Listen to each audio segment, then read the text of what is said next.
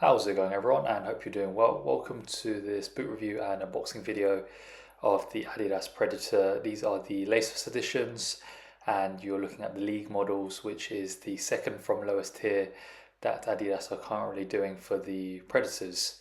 Now, these ones, of course, are without laces, and we didn't have time to weigh these boots, but these ones will weigh around roughly anywhere from 315 to 320 grams, so it's much more on the heavier side.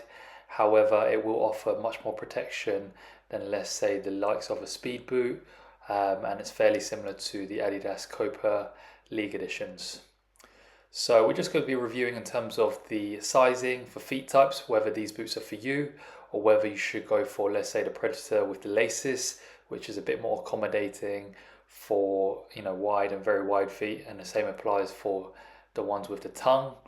But to say that with these Predator laceless editions, they are also accommodating for wide and very wide feet types. Members in our teams and teammates who have tried these boots on with wide and very wide feet have managed to wear these really nicely and found it comfortable. The key is just finding the right size for you that fits well for you and you find it comfortable. Now, the first thing is the Soleplate of the boots itself.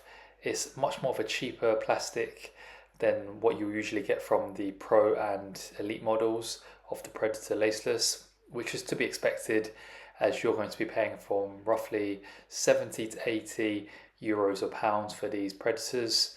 It's much more on the cheaper side. So of course the plastics aren't going to be as nice or as premium as the Elite models. However, it's still the same in terms of the patterns. So you can wear these on FG, even when the pitch is a bit wet on the real grass pitches. Just make sure if it's too muddy, go for the soft ground editions of these laceless models. The same applies for artificial grass. You can wear these FG Soleplates on there. Just use them at least a week's minimum, as we always recommend, out of the box, just to get used to the boots itself, and then for the materials on the upper to soften up more, and then you can use it for your own personal training or just with a few friends doing some passing, shooting, and then some agility and fitness work with these boots, just so you're used to the boots itself, and then you can take it to team training and matches after the week or 2 weeks out of the box use. That is just the small details, as we say, to help out with performance and reducing any chance of injuries. Now, the Soleplate is not really designed for like sand pitches, 2G pitches that are a bit more flat and less emphasis with the artificial grass and black bits on there. So if you're playing on 2G or sand pitches or harder ground pitches, we recommend going for the turf edition of these. It's much better for your feet and also reducing any chance of injuries, and the durability of the plastic studs as well. They won't break as quick if you're not wearing them on those surfaces. So these boots will last much more longer. And in terms of durability, from the older colorways of last year's editions or last season's editions, so almost a year now of having these boots in terms of the first colorway, it's going very strong, no issues whatsoever.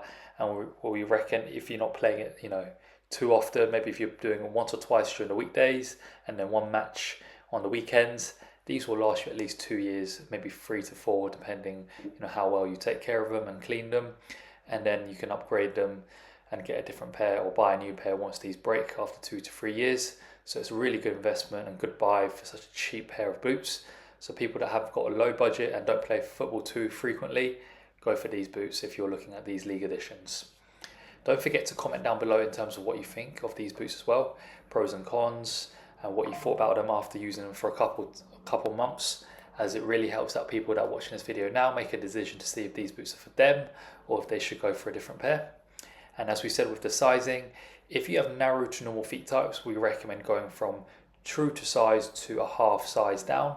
Half size down will give you a more snug fit and tighter fit in the midfoot and toe box area when it comes down to your usual Adidas footwear sizing.